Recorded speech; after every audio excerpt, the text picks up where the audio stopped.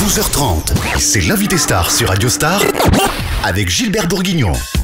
Bonjour et bienvenue dans l'invité star de ce dimanche. On va parler de sport après le cercle des nageurs de Marseille. On va parler de la nuit des champions avec Eric Roméas qui est notre invité. Bonjour Eric. Bonjour Radio Star. Alors Eric, bientôt, dans le 14 novembre prochain, ça sera la 22e édition de la nuit des champions au Palais des Sports. Déjà, le temps passe trop vite.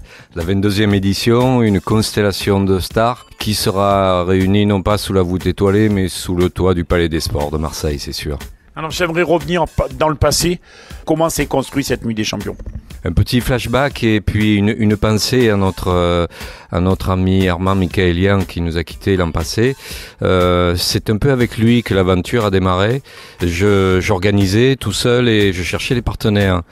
Et je suis allé voir Armand qui à l'époque était délégué au sport, il travaillait au cabinet, au conseil général et des Bouches-du-Rhône bien sûr et je suis allé le voir, le solliciter pour qu'il m'aide. Il m'a dit Eric, je peux rien faire cette année mais je vais venir voir ce que tu fais. Et il se trouve qu'il est venu voir et que j'avais quand même un plateau de rêve avec Rufus Host et TF1 qui diffusait la soirée et il en était tout retourné. Il m'a dit Eric, je vais t'aider et puis voilà, alors je vais pas dire qu'on ne prête qu'aux riches mais il m'a aidé, les autres ont vu ça aussi, les autres institutions, les collectivités publiques et puis quelques privés et ça a démarré comme ça et j'ai pu obtenir des moyens que j'ai mis au profit des athlètes marseillais, internationaux et voilà, ça fait 22 ans que ça dure, 22 ans que c'est un succès et alors quelque part on le doit à notre ami Armand aussi. Armand Michaelian, que l'on rappelle ancien grand du water-polo, du cercle des nageurs de Marseille, joueur, entraîneur, manager, qui est passé par pratiquement tous les postes du cercle des nageurs.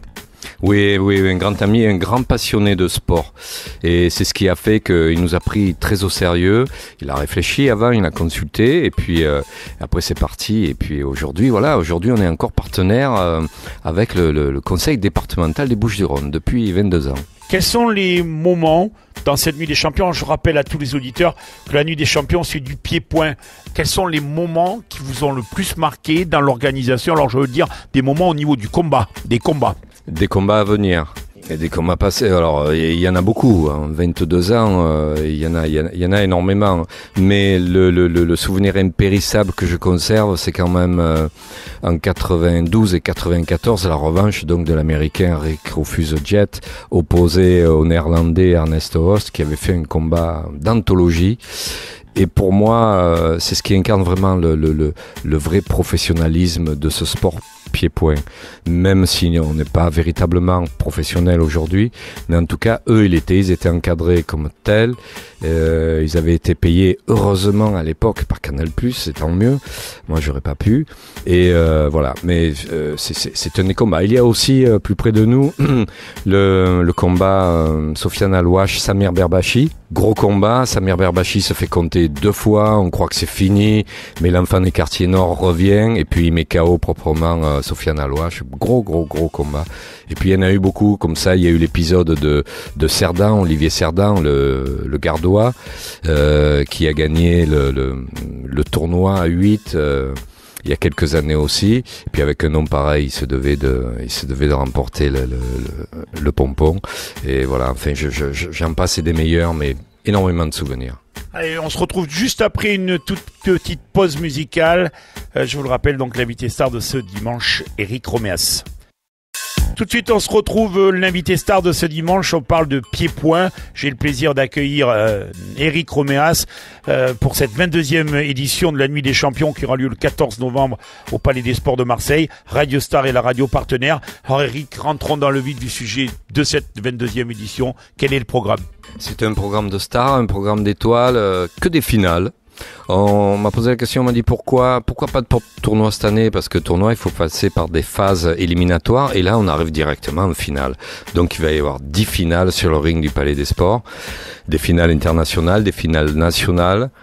Et tous les combats auront un intérêt propre parce que il y a des jeunes pousses comme Johan Drey et comme Ragazaki, comme d'autres aussi qui vont essayer de pousser, comme le jeune Heidi Slimani, qui vont essayer de mettre à la retraite des gens comme Samir Petit Prince ou Cédric Castagna, qui est un des favoris marseillais. Alors voilà, on va être observateur de la chose et j'espère que nos anciens vont tenir la dragée haute au minot. Quelle est la grosse affiche? C'est difficile. Néanmoins, il va y avoir un combat de poids lourd qui va opposer Fabrice Orieng au Croate Madeleine Brestovac. Il est détenteur de la ceinture NDC, c'est-à-dire de la nuit des champions. Il avait battu l'année passée, avant la limite, Wamba Junior, le fils d'Anaclé, l'ancien champion. Et voilà, il revient cette année, il va rencontrer Fabrice Orieng. C'est un combat de poids lourd. Ça frappe. Et je doute que le match aille à la limite. Alors voilà, peut-être en point d'orgue celui-ci, mais il y a 9 autres combats qui sont tout aussi importants. Pour conclure, expliquez à nos auditeurs ce que c'est le pied-point. Alors le pied-point, ça allie la boxe que nous connaissons, c'est-à-dire sport de percussion, où on envoie des directs, des crochets, des uppercuts avec des esquives. Et il y a aussi les coups de pied qu'on peut retrouver plus communément en karaté, coups de pied latéraux, coups de pied de face, coups de pied retombants. Mais il y a aussi le coup de genou que l'on retrouve en boxe thaï ou en muay thai. Donc voilà, c'est une association de coups qui rend la discipline la plus complète possible. Alors on appelle ça, c'est un dérivé du kickboxing, on appelle ça du K1 Rules. Pourquoi K1 Rules? Rules, c'est le règlement, et K1, c'est une discipline que les Japonais ont instaurée il y a une vingtaine d'années, où un des fleurons était le Français Jérôme Le Banner, que nous connaissons bien. Voilà ce qu'est le kickboxing, un sport de pied-point, de percussion de pied-point. On peut s'offrir ses places dans les points de vente habituels? On peut s'offrir ses places, oui, dans les points de vente habituels, ticketnet.fr, au magasin Katana, et puis en téléphonant à Radio Star. Voilà, en téléphonant à Radio Star. Je vous souhaite un bon dimanche à l'écoute de Radio Star. Merci pour votre fidélité. Je vous retrouve avec plaisir dimanche prochain. Retrouvez l'invité Star dimanche prochain sur Radio Star.